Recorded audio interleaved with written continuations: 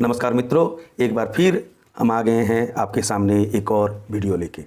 FLN 1 का numeracy part 3 शिक्षक अंश पुस्तिका एवं अभ्यास पुस्तिका, इसका संरचना एवं अभी तक आपने मेरा इस चैनल को सब्सक्राइब नहीं किया है तो कृपया इसे सब्सक्राइब करने की कष्ट करें और इस वीडियो को लाइक कीजिए एवं शेयर भी कीजिए। बेल आइकन को जरूर दबाइए जिससे कि जब भी मैं कोई नया वीडियो बनाऊंगा तो आपको उसकी जानकारी मिलेगा। तो चलिए हम लोग बात करते हैं अधिगम प्रतिफल पर। विकासात्मक लक्ष्य 3 है। पहला है बच्चे काम से जुड़े रहने वाले शिक्षार्थी बने और अपने जो निकटतम परिवेश है उससे जुड़े। 7 अधिगम कौशल है, अधिगम प्रतिफल है, दक्षताएं एवं उपदक्षताएं भी हैं। मूलभूत संख्या ज्ञान का अर्थ को बच्चे समझें, तर्क के साथ योग्यता और साधारण गणितीय सिद्धांत का दैनिक जीवन की समस्याओं को सुलझाने में प्रयोग से है। देखिए, जो अधिगम प्रतिफल है और अधिगम कौशल है और दक्षताएं जो प्राप्त करेंगे बच्चे, साथ में जो उप दक्षताएं प्राप्त करेंगे बच्चे, वो है क्या। सर्वप्रथम बच्चों को मूलभूत संख्या ज्ञान का अर्थ तर्क एवं योग्यता के साथ देना है। उसके उपरांत साधारण गणितीय सिद्धांत का दैनिक जीवन में बच्चे कैसे इस्तेमाल करेंगे उसके बारे में उनको समझाना है, ताकि आगे जाके बच्चे दैनिक जीवन की समस्याओं को सुलझाने में इसका प्रयोग कर सके। अधिगम उद्देश्य क्या है? अधिगम प्रतिफल में निहित दक्षताएं एवं उप दक्षताओं को परिभाषित करते हुए अधिगम उद्देश्य तय किए गए हैं। तो हमें बताया गया है कि क्लास 1, 2 और 3 के बच्चों को किस प्रकार से क्या और कहाँ तक पढ़ाना है। जो जहाँ तक पढ़ाना है उसको चिन्हित किया गया है और हमें उस लेवल तक बच्चे को पहुँचाने में मदद करेगा। एक सुगमकर्ता की तरह हम शिक्षक हैं, हम ये भूल जाएंगे कि हमें पढ़ाना है। हम हमेशा याद रखेंगे कि हमें सिखाना है और साथ में सीखना भी है। अब दक्षताएं क्या क्या है? 1, 2, 3 के लिए संख्याओं की समझ, संक्रियाएं, जोड़ घटाव गुणा और भागा, ज्यामिति और माप, समय, मुद्रा और आंकड़ों का उपयोग।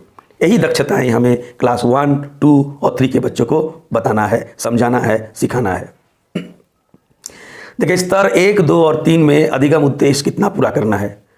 स्तर 1 क्लास 1 में 91% तक, स्तर 2 में क्लास 2 में 83%, स्तर 3 क्लास 3 में 80% तक का अधिगम उद्देश्य हमें पूर्ण कर लेना है।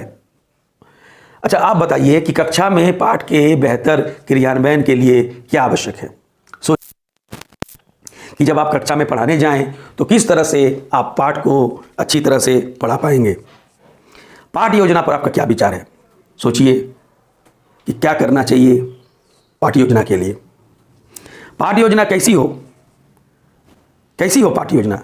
शिक्षक इसको स्वयं बनाएंगे, शिक्षक की स्वनिर्मित या रेडीमेड, इस पर भी विचार कीजिए। अब शिक्षक अंश पुस्तिका क्या है? शिक्षक अंश पुस्तिका क्लास 1, 2 एवं 3 के बच्चों के शिक्षण हेतु हमें उपलब्ध कराई जा रही है, शिक्षकों को उपलब्ध कराई जा रही है।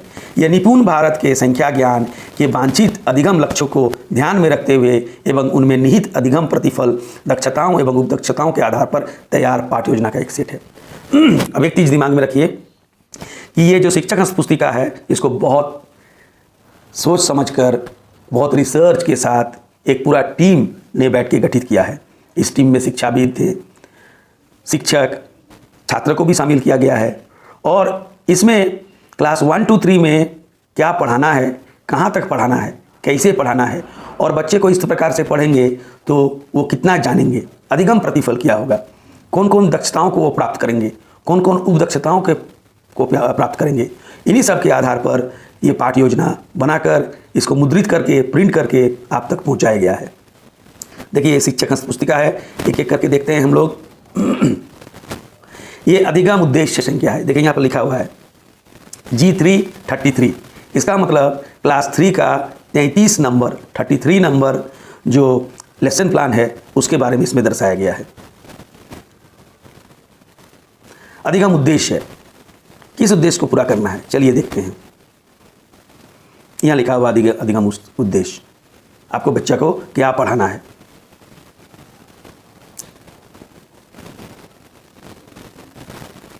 अधिगम प्रतिफल, बच्चे क्या सीखेंगे इसके बारे में यहाँ पर बताया गया है।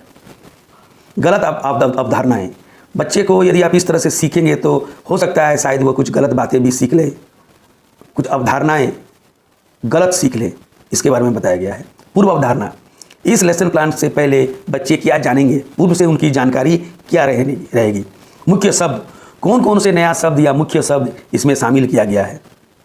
शिक्षण सामग्री टीएलएम, कौन कौन सा टीएलएम का उपयोग करना है।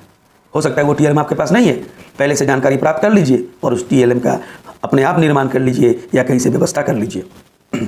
खेल, कौन सा खेल बच्चों को खिलाना है। खेल के बारे में मैं कहूँगा, खेल का नियम, कैसे खिलाना है, कहाँ खिलाना है, कितना जगह चाहिए, कितने बच्चे चाहिए, इसके बारे में पूर्व से ही जानकारी प्राप्त कर लीजिए इस लेसन प्लान से, तभी आप बच्चा को सुचारू ढंग से खिला पाएंगे। प्रक्रिया, प्रोसेस, क्या प्रोसेस होगा खेल का, इसका भी जानकारी पहले से आपको प्राप्त करना है। और फिर अंत में जब बच्चे को आप लोग खिला दीजिएगा, बच्चे खेल लेंगे एक प्रोसेस के थ्रू, और जब बच्चे को जो सिखाना है वो सीख लेंगे, उसके बाद बच्चों को उनका जो अभ्यास पुस्तिका है उसमें हम लोग अभ्यास कराएंगे। ये देखिए, ये पाठ योजना जो है 5 मॉडल पर आधारित है। पहला पी है प्रिपरेशन, तैयारी, दूसरा है प्ले, खेल, तीसरा है प्रोसेस, प्रक्रिया, चौथा है प्रैक्टिस, अभ्यास, और 5वां है प्रॉब्लम सॉल्विंग, समस्या समाधान। प्रिपरेशन से क्या तात्पर्य है, तैयारी से क्या तात्पर्य है। तैयारी मतलब इस पाठ्य योजना को करने से पहले हमें क्या क्या करना है, कौन सा टीएलएम का व्यवस्था करना है, कैसे खिलाना है, खेल के क्या नियम होगा, कितने बच्चे होंगे, इत्यादि इत्यादि। फिर आता है दूसरा पी, खेल, कैसा खेल खिलाना है।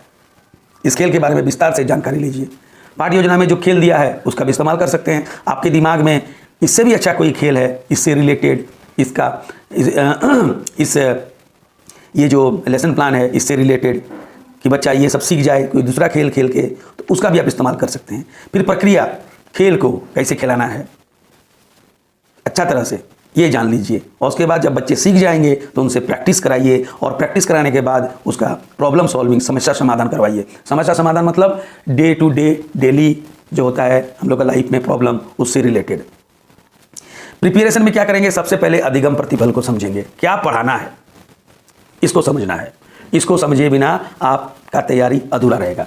पाठ्य योजना में दर्शाई गई शिक्षण सामग्री का व्यवस्था, जी हाँ, जो टीएलएम का आवश्यकता है, जो शिक्षण सामग्री का आवश्यकता है, उसका व्यवस्था पहले ही कर लीजिए। गलत अवधारणाओं को पहले से जान लेना। बच्चे किस तरह से इस गतिविधि को करेंगे तो क्या गलत जान सकते हैं, उसको जान लीजिए। इससे क्या होगा, आप बच्चों को उधर नहीं ले जाइएगा।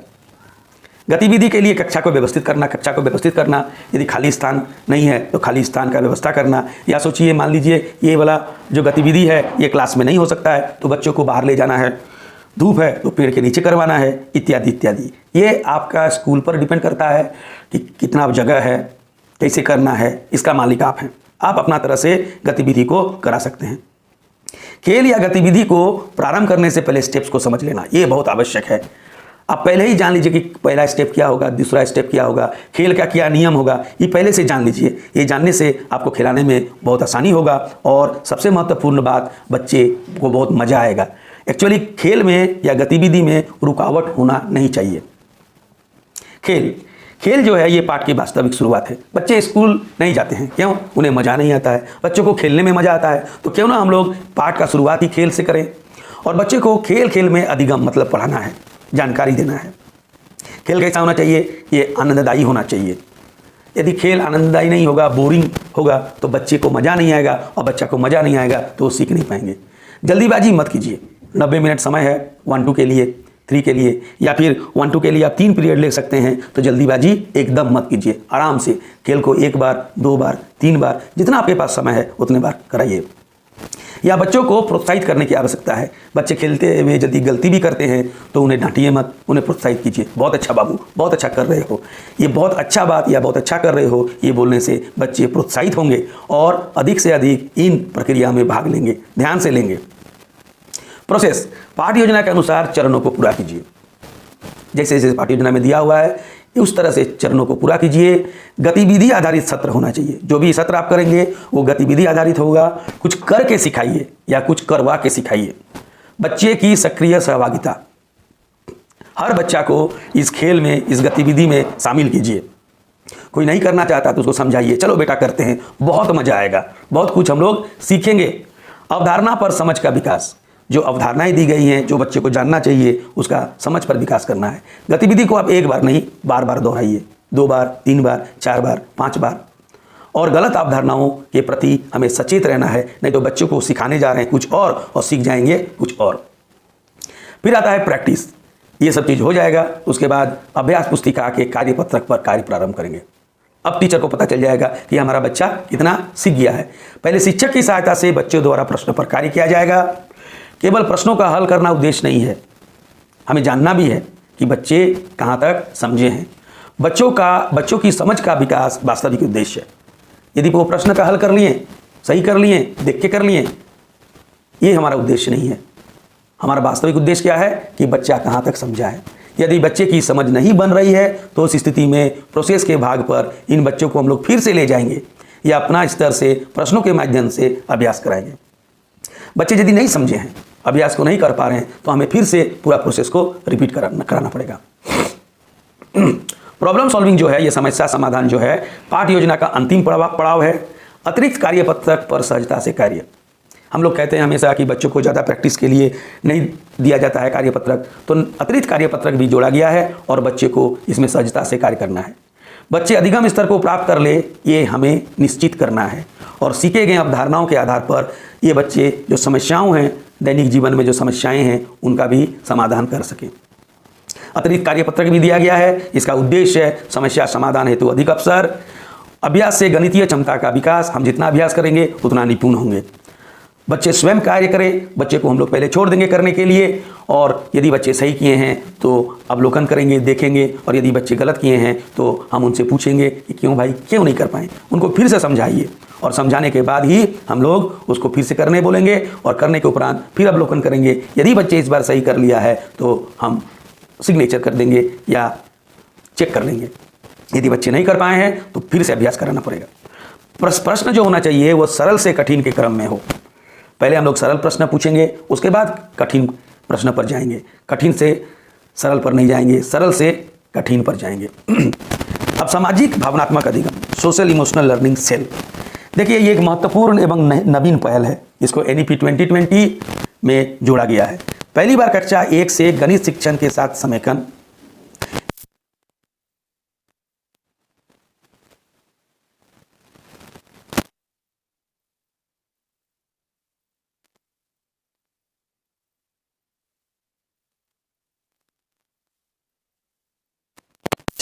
जो सामाजिक भावनात्मक कौशल है उसका भी बच्चों में विकास हो। प्रत्येक पाठ्य योजना में प्रमुखता से उल्लेख किया गया है इसके बारे में। कक्षा में बेहतर प्रस्तुतिकरण की जरूरत है। एक मिथक क्या है कि सेल या सामाजिक भावनात्मक अधिगम, सोशल इमोशनल लर्निंग गणित से संबंधित नहीं है। जी हाँ, ये गणित से ही संबंधित है और साथ में आपका भाषा और विषय से भी ये संबंधित है। बहुभाषिकता का समेकन। झारखंड की बहुभाषिकता पूरे भारत में अनूठी है। झारखंड में बहुत भाषा मिलता है, संथाली, मुंडारी, खड़िया, हो, कुड़ुक, खोट्टा, बंगाली। तो NEP 2020 में ये सुझाव दिया है कि मातृभाषा में ही शिक्षण हो, लेकिन जो पुस्तक है हमें मातृभाषा में नहीं मिलता है। तो झारखंड में जो प्रोसेस अपनाया गया है वो है MTB-MLE। MTB का मतलब mother tongue based multilingual education. हमें शब्दों को आसानी से मदर टंग में बताना है, लेकिन बच्चों को धीरे धीरे जो घर का भाषा है, जो मातृभाषा है, उससे होते हुए उनको कहाँ तक ले जाना है? उनको ले जाना है हिंदी तक। शिक्षक पुस्तिका में परिशिष्ट संलग्न है इसका। पीछे देखिएगा तो शब्दों का जो भी शब्द है हिंदी में, उसको संथाली में, मुंडारी में, खड़िया, हो और कुड़ुक और 1-2 भाषा में उसका अनुवाद किया गया है या उसका मीनिंग दिया गया है। अभी तक खोट्टा और बंगला में ये उपलब्ध नहीं है। राज्य की 5 जनजातीय भाषा में यह शब्दावली है, खोट्टा और बंगला में नहीं है। Teaching learning material TLM। गणितीय शिक्षण में TLM की महत्वपूर्ण भूमिका है। सभी सब्जेक्ट्स में, भाषा में भी जरूरत है। प्रत्येक पाठ्य योजना में TLM को शामिल किया गया है। पाठ प्रारंभ के पूर्व अनिवार्य व्यवस्था इसका कर लेना है, अनिवार्य रूप से इसका व्यवस्था कर लेना है। पाठ शुरू करने के बाद हमें इधर उधर नहीं भटकना है। TLM के लिए आसपास की बस्तियों का उपयोग एवं TLM किट। हमें TLM किट में का कोई आवश्यकता नहीं है, हम आसपास के वस्तुओं से ही TLM किट बना सकते हैं। माचिस का तीली नहीं है तो कोई बात नहीं है, झाड़ू का लकड़ी नहीं है तो कोई बात नहीं है, हमारे आसपास में छोटे छोटे झाड़ियाँ होते हैं, वहाँ जाकर हम लोग कुछ लकड़ी काट लेंगे, उसी से हम लोग TLM बना सकते हैं। TLM के उपयोग के बिना खेल प्रक्रिया का आयोजन एकदम मत कीजिए, क्योंकि ये आनंददायक नहीं होगा, बच्चे इसको इंजॉय नहीं करेंगे। करिकुलर एडाप्टेशन क्या लेंगे? समावेशी शिक्षण होना चाहिए। कैसा शिक्षण होना चाहिए? समावेशी। जाति, धर्म, लिंग और बच्चे की जो दक्षता क्या कहेंगे शारीरिक स्थिति है, उस पर हम लोग कोई भेदभाव नहीं करेंगे, सभी बच्चों को पढ़ाना है। आवश्यकता अनुसार खेल गतिविधि में परिवर्तन, यदि जरूरत पड़े, आपको लगे कि चलो ये खेल गतिविधि में कुछ कमियां हैं, तो कुछ नया चीज़ आप जोड़ दीजिए, या जरूरत पड़े तो आप नया गतिविधि भी करवा सकते हैं उस जो लेसन प्लान है उससे संबंधित। खेल से संबंधित गतिविधि का विस्तार, आप गतिविधियों का विस्तार भी कर सकते हैं। अब देखिए, ये है पाठ्य योजना क्रियान्वयन पत्रक, यहाँ लिखा हुआ है LP lesson plan grade 3 class 3। तो इसमें आप क्या करेंगे, क्या क्या दिया हुआ है देखिए, इसमें दिया हुआ है अधिगम उद्देश्य की संख्या ग्रेड 3 क्लास 3, कितना अधिगम उद्देश्य दिया हुआ है यहाँ? 64। फिर सप्ताह संख्या, पहला सप्ताह में कौन कौन किए हैं आप, दूसरा सप्ताह, तीसरा सप्ताह। पाठ्य योजना के लिए निर्धारित दिवस, एक पाठ्य योजना को आप लोग कितना दिन में कंप्लीट किए, नंबर ऑफ डेज। जैसे यहाँ लिखा हुआ है कि LP लेसन प्लान 1 1 दिन में उसको कंप्लीट करना है, लेसन प्लान 2 2 दिन में, लेसन प्लान 3 2 दिन में, इस तरह से दिया गया है। यूनिट टेस्ट का भी प्रावधान है, आप बच्चा का मौखिक टेस्ट भी ले सकते हैं। ये देखिए नियोजन ट्रैकर, संख्याओं की समझ, G3 01 मैंने क्लास 3 1, इस तरह से आप अपना किस तरह से पढ़ा रहे हैं उसको भी आप यहाँ लिखते जाइए। तो यदि कोई आएगा बाहर से या प्रधानाध्यापक महोदय, वो ट्रैक कर सकते हैं कि आप कहाँ तक कंप्लीट किए। ये पाठ्य योजना में अंकित अधिगम उद्देश्य संख्या, क्लास 3 का 3 नंबर लेसन प्लान, पाठ्य योजना प्रारंभ की तिथि अंकित करने के स्थान, नीचे में आप लोग पाठ्य योजना कब चालू किए हैं उसको लिख सकते हैं। आप इस किताब में ही लिख सकते हैं, या सबसे बेहतर होगा इसको जेरॉक्स करा लीजिए और इसको आप पेन से भरिए। किताब में आपको पेंसिल से भरना पड़ेगा, क्योंकि हो सकता है अगला साल ना मिले ये किताब, तो फिर कहाँ लिखिएगा। तो अगला साल ना मिले, यदि पेंसिल से लिखा हुआ है तो इसको रबर से आप मिटा के इस्तेमाल कर सकते हैं। बच्चे द्वारा कार्यपत्रक और अतिरिक्त कार्यपत्रक पर कार्य संपन्न होने पर उसमें सही का निशान भी लगाना है। तो इसके साथ ही हम आज का इस वीडियो को समाप्त करते हैं। मुझे आशा है आपको इसमें कुछ जानकारियाँ मिली है। यदि आपको कुछ पूछना है तो कमेंट करके हमें ज़रूर पूछिए, मैं कोशिश करूंगा आप सभी का प्रश्नों का जवाब देने का। अभी तक यदि आपने इस चैनल को सब्सक्राइब नहीं किया है तो इसको सब्सक्राइब कीजिए, अपने मित्रों के बीच वीडियो को शेयर कीजिए, वीडियो को लाइक कीजिए। एक बार फिर से आप सभी को इस वीडियो को देखने के लिए धन्यवाद। नमस्कार।